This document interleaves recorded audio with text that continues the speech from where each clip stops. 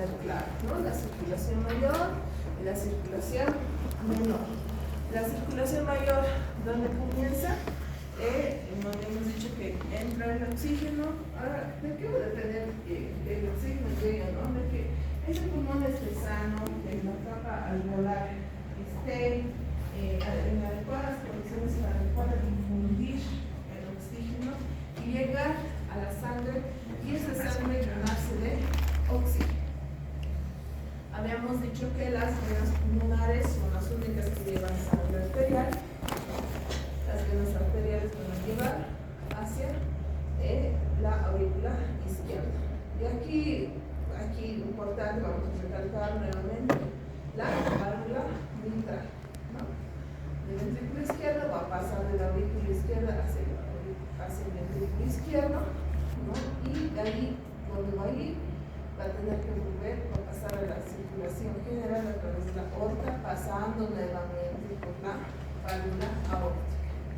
Va a ir la sangre, va a hacer lo que tiene que hacer, oxigenar los diferentes tejidos de la economía humana, y una vez que ha oxigenado, va a volver la sangre desoxigenada, sin oxígeno, rica en CO2, tiene que volver a través del sistema venoso, por las venas cava inferior y superior, hacia la aurícula derecha. Y ahí va otra válvula, ¿no? Vamos a ver la válvula ventricular, ¿no? De la válvula ventricular pasar al ventrículo derecho y a través de la válvula pulmonar va a volver a través de las arterias pulmonares, que se llevan las únicas que llevan sangre venosa, hacia los pulmones. Entonces esa es la circulación mayor y menor.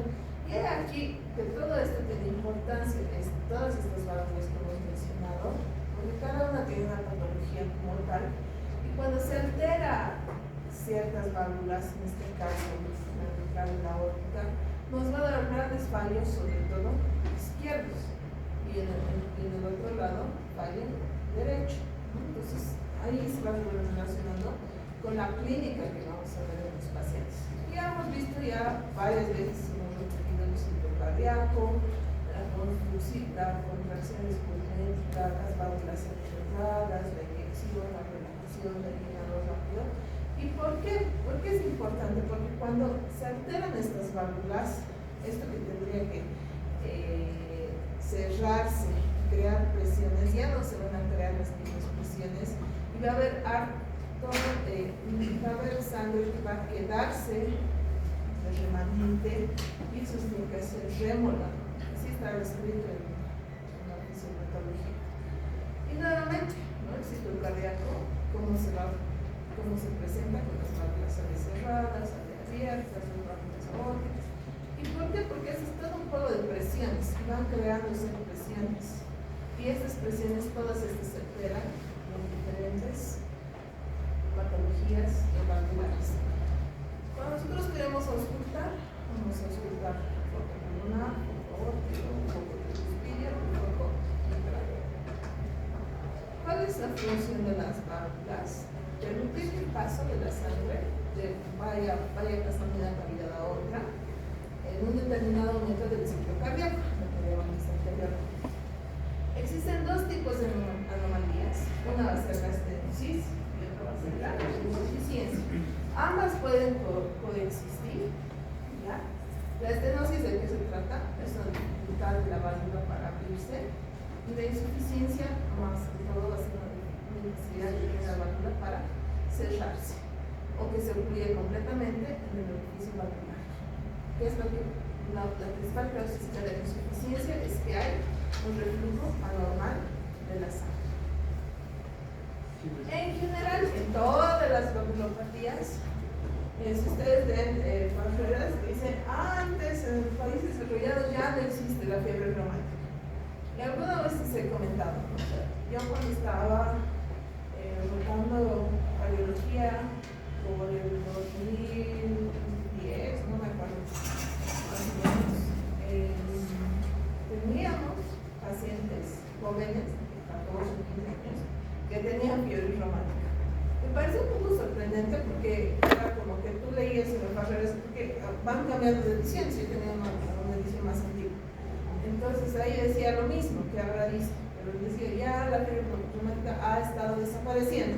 En esta edición dice, ya no hay fiebre reumática en los países olvidados, pero en esta edición todavía ya ha estado desapareciendo. Pero aquí en Bolivia, yo me acuerdo que tenemos dos pacientes de 15 años que tenían fiebre reumática.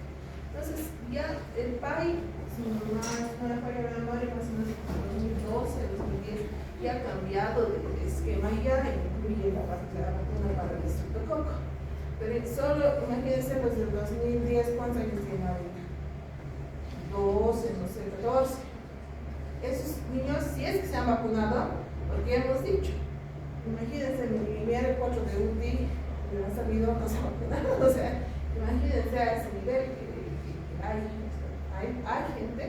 Yo tengo mi esposo, tiene sus primas y demás, y no se vacunan a sus hijos. Y digo, pucha, o sea, todavía hay gente que antivacunas y demás. Entonces, esas personas van a ser las que van a tener fiebre reumática en un futuro cuando se enfermen con los protocolos no estén vacunados, ¿no? Endocarditis bacteriana. Endocarditis bacteriana va a ser la aparición de un trombo o de una infección dentro del corazón. ¿Quiénes son los pacientes más susceptibles? Están los pacientes los renales, los que tienen catéteres de antifarmacónica, van a ser pacientes con inmunosupresión, pacientes adictos de sustancias ilícitas intravenosas, y existen casos de endocarditis bacteriana. Malformaciones congénitas hay, la óptica de cúspide y degeneraciones ixomatosas en el aparato valvular, y que hoy por hoy en países desarrollados la principal causa es esta, ¿no? La degeneración ixomatosa del aparato valvular. Disfunción y ruptura de cuerdas venosas, que es muy raro, por ejemplo en el infarto agudo de miocardio. La estenosis que más genera fisiopatología va porque hay un incremento en la presión, lo cual va a determinar hipertrofia. El ventículo va a compensar, la aurícula va a fallar, lo cual va a conducir a un bajo gasto cardíaco. En la insuficiencia, ¿qué es lo que va a pasar? Va a haber una sobrecarga de volumen secundaria al reflujo. Digamos que esta palabra es muy importante de la insuficiencia, lo que va a provocar una dilatación reguladora, una mayor activación del mecanismo de Frankenstein en la actividad cardíaca, situada por detrás del aparato vascular insuficiente, ¿no? El aparato, lo que viene por debajo de la válvula empieza a dilatarse.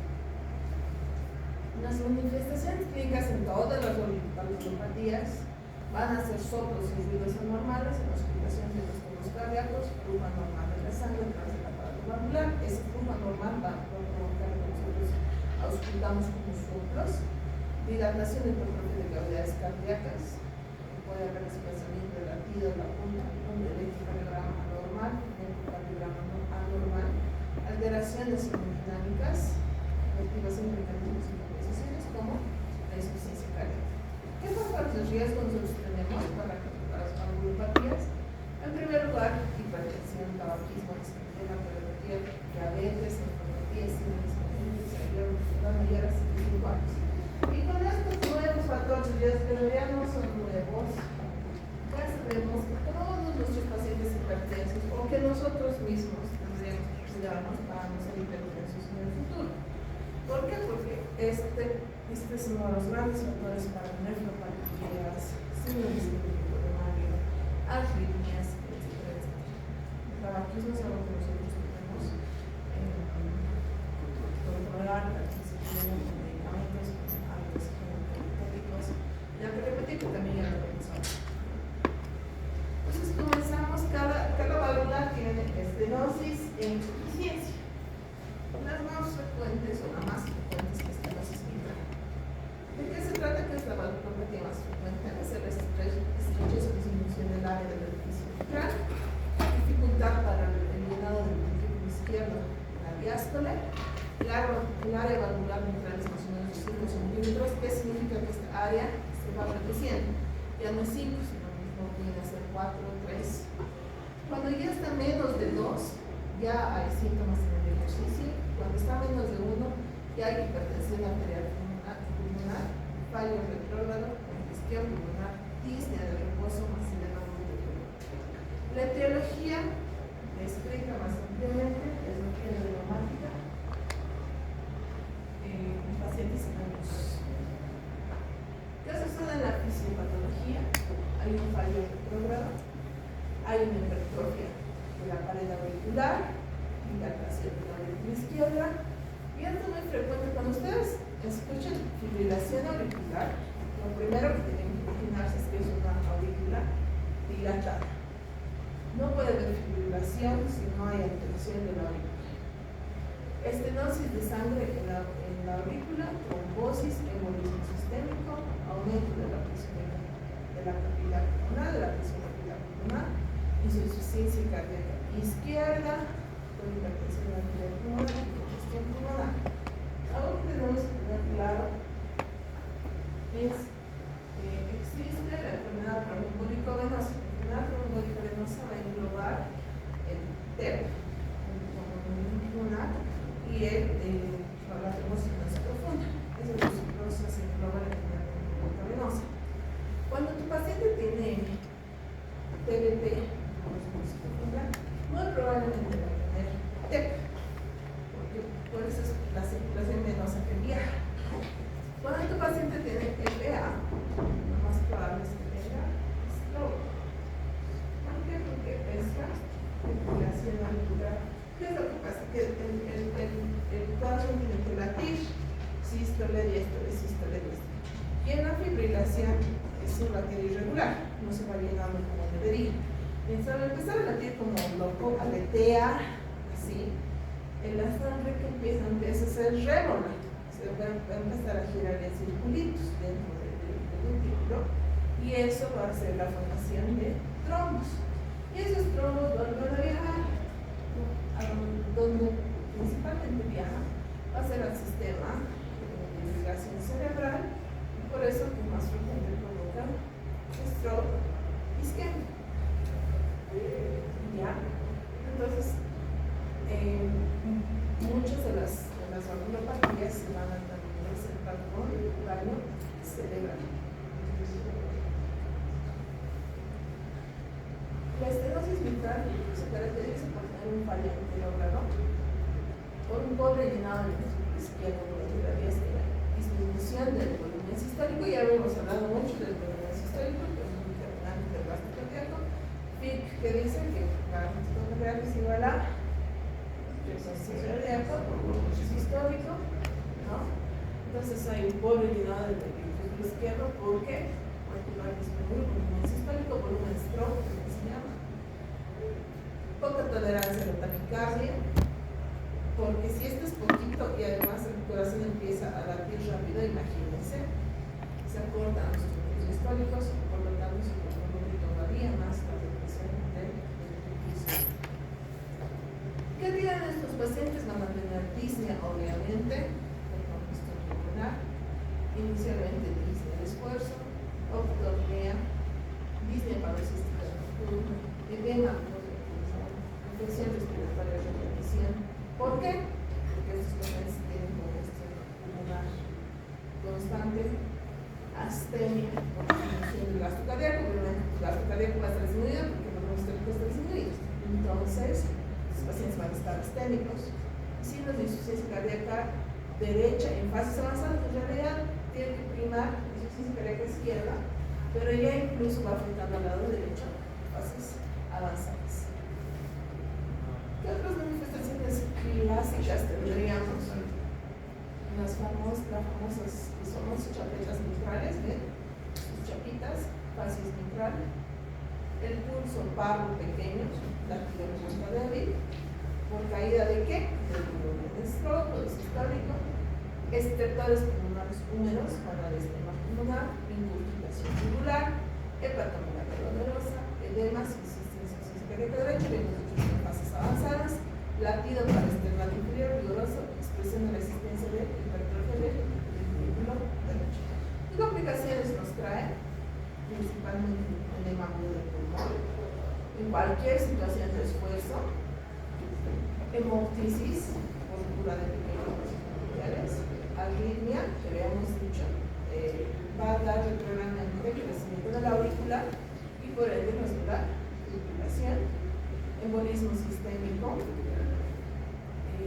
lesión del nervio recurrente por compresión de la aurícula izquierda o tronco de la arteria pulmonar dilatados. Son pacientes, he visto yo pacientes que sí vienen con esta formita, justamente es la lesión del nervio recurrente. Entonces, cuando nosotros auscultamos sístole, diástole, vamos a tener ciertos como que territorios. Imagina que esto lleva en semiología, que puede ser al inicio, al final, o comprometer todo el ciclo, ¿no? Entonces, en el área mitral, ¿cómo vamos a auscultar? Un refuerzo del primer ruido, primer ruido va a estar reforzado, cierre brusco energética de la válvula mitral, chasquido de apertura de la válvula mitral, después el segundo ruido normal, el primero se suele auscultar normal, el segundo ya suele haber un segundo ruido de un chasquido de apertura, y un soplo diastólico con sonoridad desde el tubo creciente y que se sitúa en la antisístole antes del primer ruido. Este es el soplo, con chasquido de apertura. Es importante que esto tienen que saber porque así más o menos va la clínica. ¿Cuáles son las características del soplo en la insuficiencia mitral, en la insuficiencia mitral, en la estenosis aórtica, en la insuficiencia aórtica? Son preguntas de examen, porque son cada valvulopatía tiene un soplo distintivo. Ahora, por ejemplo, yo me acuerdo que tenía en mi iPad una aplicación de Lidman. Tenía una aplicación de Lidman y te mostraba los soplos, escuchabas y te mostraba en el video. Y vos, wow, o sea, sí se puede. Entonces, me imagino que una aplicación así debería haber. Yo no lo he investigado últimamente, pero sí tenía una aplicación que venía de Lidman. Lidman es una marca de estetoscopios, ¿no? Entonces ahí te daban los tips de auscultación, porque yo me acuerdo que hasta el tercer año yo quería ser cardiólogo. Y cuando iba a mis prácticas de cardiología, bueno, hasta cuarto, no importa que son mis casos. El pasado me voy con mi otro cardiólogo al tórax y me decía, auscultar a esta paciente. Y le dice mi amigo, no, yo no ausculto nada. Y él le ausculta, el cardiólogo, la paciente, y le dice que tiene un clic de inyección, refuerzo del segundo ruido, que no sé qué. Ya. Y me dice, ausculta tú. Yo escuché, tampoco escuché nada. Y yo dije, no, voy a morir de cardióloga, se me muero porque no escucho nada. Y es así, realmente cuando tú lo educas al oído, y es lo mismo cuando tú quieres auscultar pulmón, cuando quieres auscultar corazón, etc. Cuando estás aprendiendo, no vas a auscultar todo. Esa es la verdad. Pero cuando practicas, ¿y en dónde he aprendido más? Cuando empecé a trabajar con ese elemento general, he trabajado en consultorio externo. Yo auscultaba y revisaba a mis 30 pacientes día. Multipliquen eso por un año. Entonces ya cuando yo entro a la residencia, ya pues auscultaba neumonías, soplos, todo ya. He practicado en mis pacientes, auscultándoles. Pero quien yo podía le auscultaba. Esa era mi enseñanza. Porque cuando yo me acuerdo cuando era interna y la policía, me decían, ¿tú eres suturar? Y yo, no, y así como que te da miedo suturar, agarrar la pinza, por ahí de las lastimos. Y decías, o internas esto. Y te decía, mejor no. O sea, que no haga él o que lo haga planito. Entonces, en esto donde hay que hacer, hay que cultivar tanto nuestras habilidades manuales, de hinchar, de coser, y también de oír. Tienes que hacer todo cuanto más hagas mejor. Si han aprendido a pedir presión, andarme de tu papá, tu mamá, tus hermanos, tú medite. Si están aprendiendo auscultación, vayan a auscultar, si ténganse a auscultar en su corazón, ausculten muchas personas que están escuchando y escuchando y escuchando para aprender. ¿No? Lo mismo si logran bajarse. Y ustedes pueden encontrar muchas más aplicaciones de esto. Que soplos en la internet, porque ya hoy por hoy ya no es como que yo me acuerdo que cuando quería saber algo tenía que ir a la biblioteca. En el electrocardiograma que vamos a ver, la famosa P mitral, ¿no? Esta P mitral se va a generar con la sobrecarga, es decir, la mitral izquierda. ¿Qué es lo que va a suceder con nuestra onda P? Que aquí se ve más claramente. Es una onda P ancha y mediada. Vamos a ver en D2, aquí, en D3, aquí en ABF, en B4, aquí, y en B1 vamos a ver una onda bifásica. Ya. Estos son los cuadraditos que les he mostrado. Voy a quitar esos que tuvieron unos electros para que ustedes tengan más claramente. Porque estamos, no sé por qué en el hospital estamos en época de infartos. Sí, infartos anteriores.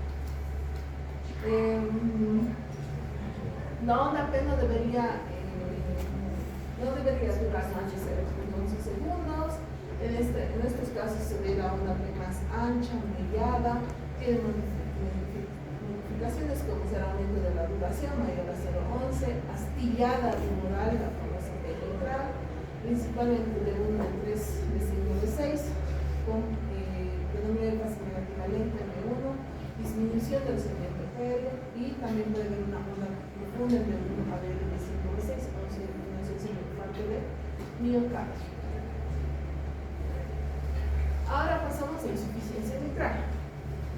La válvula mitral no es capaz de permanecer cerrada herméticamente durante la sístole ventricular, permitiendo un reflujo normal de sangre desde el ventrículo izquierdo a la válvula izquierda durante la sístole ventricular. ¿Cuál es la etiología? Está descrita por vía fiebre reumática, pericarditis, colagenosis, enfermedades degenerativas.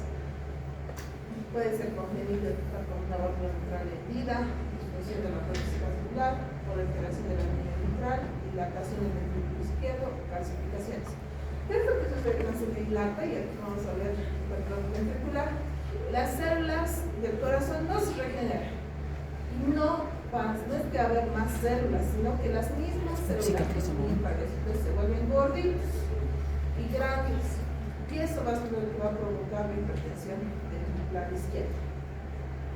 Puede haber también en casos de cuerdas de conducción rotas o por elongación, por el conectivo, por alteraciones de los músculos pupilares, con una cardiopatía isquémica. La fisiopatología, lo mismo, reflujo sistémico, sobrecarga de volumen auricular, congestión y edema pulmonar, chasquido de sobrecarga, aumento del volumen izquierdo, dilatación compensatoria, insuficiencia cardíaca izquierda. Similar, dado a la estenosis mitral, astenia, disneumonía, insuficiencia cardíaca, latido de punta, espaciación hacia abajo, el ventrículo grande. En esta insuficiencia sí se asocia mucho a hipertrofia ventricular. Puede evaluarse un trill sistólico aplicado. El trill es bien bonito de sentir. Generalmente los pacientes que les hacen fístula ventricular, en los que son renales, les ponen sus fístulas en sus antebrazos. Esto lo palpas y es como que estuviese tocando una manguera. Cuando ustedes conectan una manguera y la tocan ahí por encima y sienten que está fluyendo bastante líquido, así más o menos es el trill. ¿Ya? ¿Qué es lo que vamos a auscultar? En el foco mitral, por eso en una de las primeras investigaciones mostramos los focos de auscultación.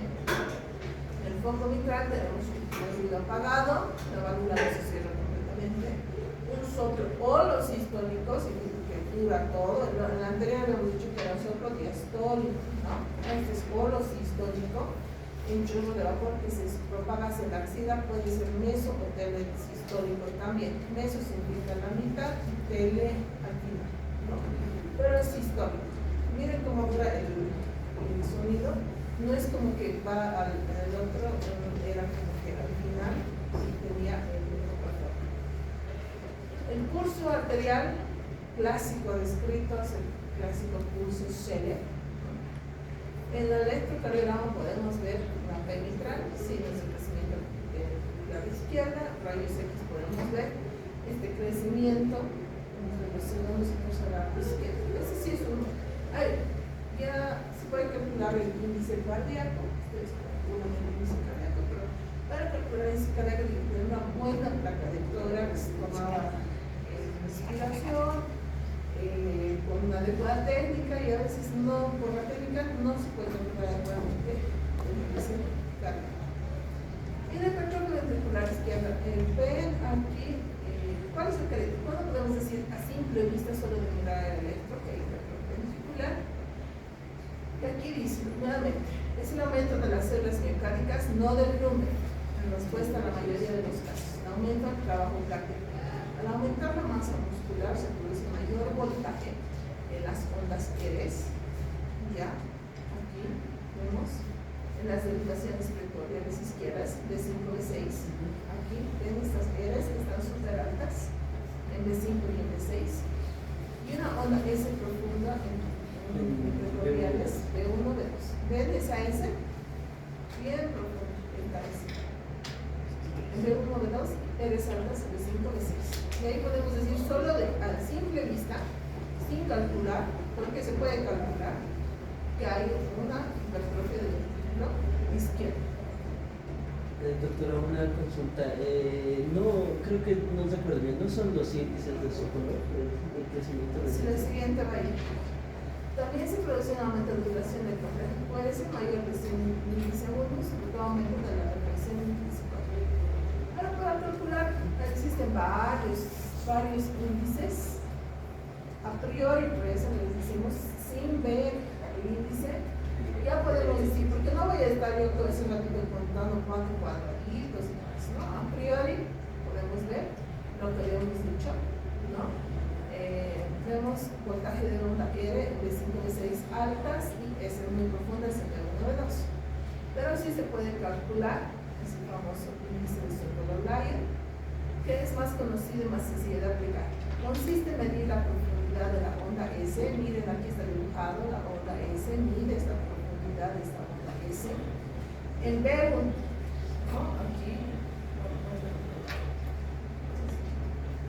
en este B1 vamos a medir profundidad de B1 y sumarle la onda R en B5. Esta es la onda R en B5. Puede ser en B5 o B6, la que esté más, la de mayor voltaje de las dos. Si está más alta en B5 o B6, eliges una de esas dos. El diagnóstico del retorno ventricular izquierdo es si la suma es mayor de 35 milímetros. Vas y sumas, ya habíamos dicho, cada cuadradito que representa un voltaje. Y si te suma más de 3.5, sí, o más de 7 cuadraditos en total, esto más esto, entonces te da que sí, tu paciente tiene hipertrofia ventricular izquierda. Tiene una especificidad del 95%, pero una sensibilidad baja. En pacientes jóvenes y delgados, ¿por qué? Porque estos pacientes podrían tener estas ondas S profundas y L altas normalmente. Entonces, en pacientes mayores sí se acerca. Y existen otros, la fórmula de Cornell, no me acuerdo qué más. O sea, hay un montón de criterios que podemos utilizar. Lo más conocido es este de Sokolov-Lyon. Estenosis aórtica. Va a ser la obstrucción al tracto de salida del ventrículo izquierdo. Esto generalmente se presenta como una estenosis del aparato valvular. Las causas más comunes pueden ser las congénitas, adquiridas como la fiebre reumática, proceso inflamatorio, infusión de las condiciones valvulares, degenerativa. Se dice que al llegar a los 90 años hay un buen porcentaje, más de 70-80%, que tienen estenosis aórtica. O sea, este sí es un proceso asociado a la edad, con clasificación de la válvula y aterosclerótica, depósito de calcio en las cúspides y páncreas. La válvula aórtica es así. Pero ¿qué es lo que pasa? Se vuelve estenótica, ya no cierra. Esa es una válvula. y al no cerrar adecuadamente va a empezar a presentar patología. Dificultad para el nacimiento del ventrículo izquierdo, aumento de la poscarga, hipertrofia y distensibilidad muscular disminuida, aumento de la presión arterial y la estabilidad del ventrículo izquierdo, insuficiencia cardíaca retrógrada, insuficiencia mitral, dilatación del ventrículo izquierdo, insuficiencia cardíaca retrógrada.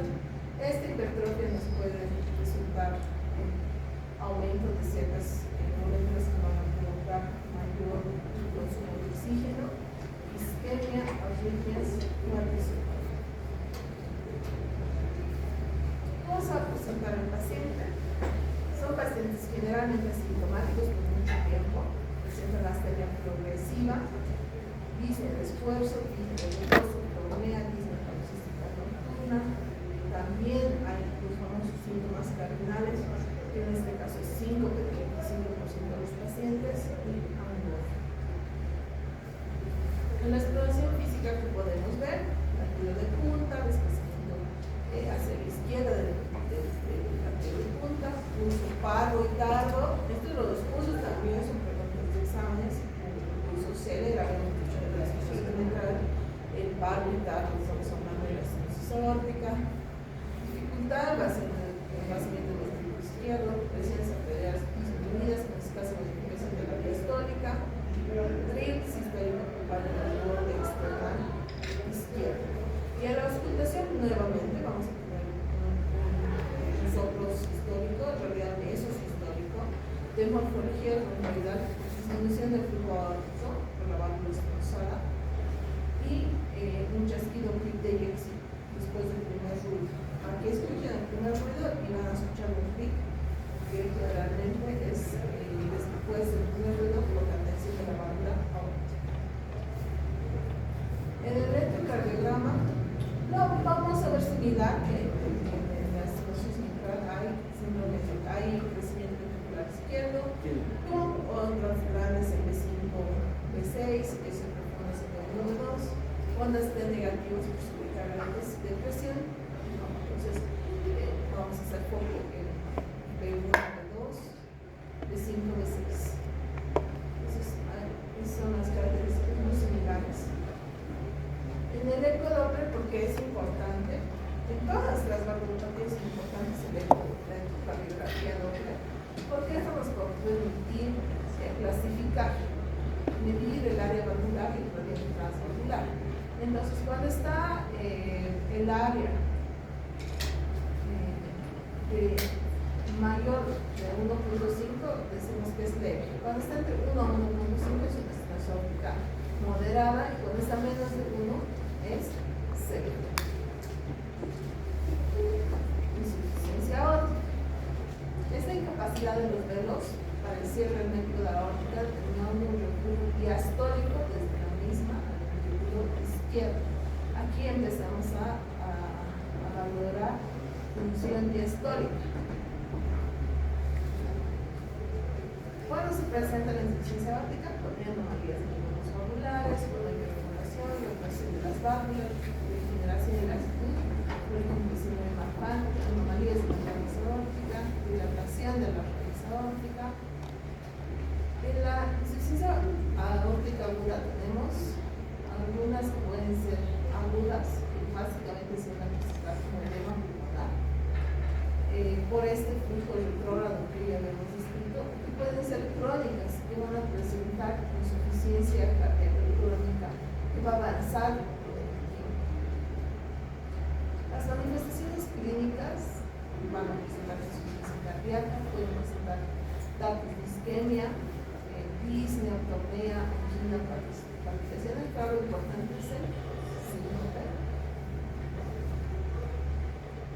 También en estas se puede presentar el famoso signo de Quirker, que es que nosotros podemos presionar sobre la uña y se observa cómo el borde de la zona pálida avanza y retrocede durante la sístole y la diástole. Ahí yo tengo visto un videito muy bonito y se da ese pulso capilar de la transmisión de una onda de pulso ampliada. También es muy común, o son preguntas también en el examen, síndrome de Corrigan, que es la danza carotídea, el latido carotídeo visible, muy amplio, en insuficiencia aórtica.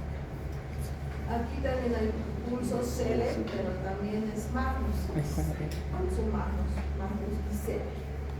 Ampliación de la presión arterial, elevación de la arteria sistólica y disminución de la diastólica. Esto es muy importante con los valores expresivos, por ejemplo, que tienen presiones de 130 40. Latido de punta aumentado y desviado hacia la izquierda. Y en la auscultación, el aórtico, el primer y segundo turno van a estar apagados, pero luego un soplo pandiastólico creciente, empieza fuerte y va retrocediendo, progresiva la caída de la presión, la raíz aórtica durante la respiración, de un tono alto, suave y expirable. La siguiente válvula es el cuspidia. ¿Qué nos va a dar esto? Nos va a condicionar la sobrecarga de la presión en sentidos retrógrados, variabilidad, congestión de los articulares y insuficiencia cardíaca derecha.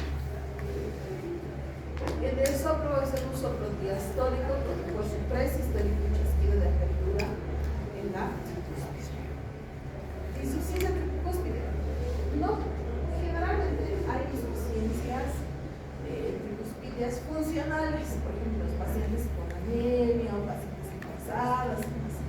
No es muy común las patologías de insuficiencia aórtica, más común son las de pulmonares, pero sí también están descritas y muchas de esas son funcionales. Es también da clínicas de la insuficiencia cardíaca derecha, la consecuencia fisiopatológica es la regurgitación sistólica hacia la orina, ¿no? Cuando dice regurgitación. El soplo va a ser sistólico, la insuficiencia tricúspide, pero es similar a la insuficiencia mitral, aunque se escucha mejor en el foco tricúspide. Se incrementa la respiración por aumentar estas condiciones el retorno venoso. Estenosis pulmonar. Vamos a avanzar en las válvulas. Nos va a dar básicamente la insuficiencia cardíaca derecha. ¿Qué es lo que va a suceder? Va a haber una sobrecarga de presión en el conducto derecho.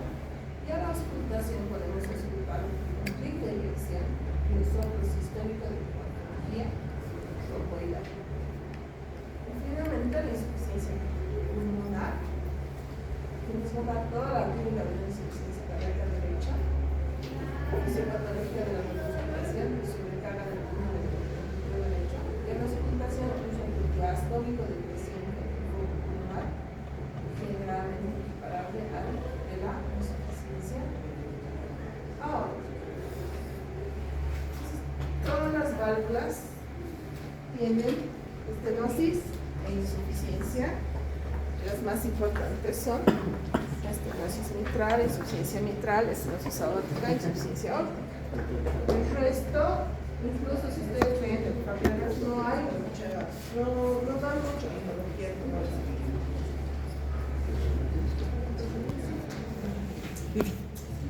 ¿Me las mandó?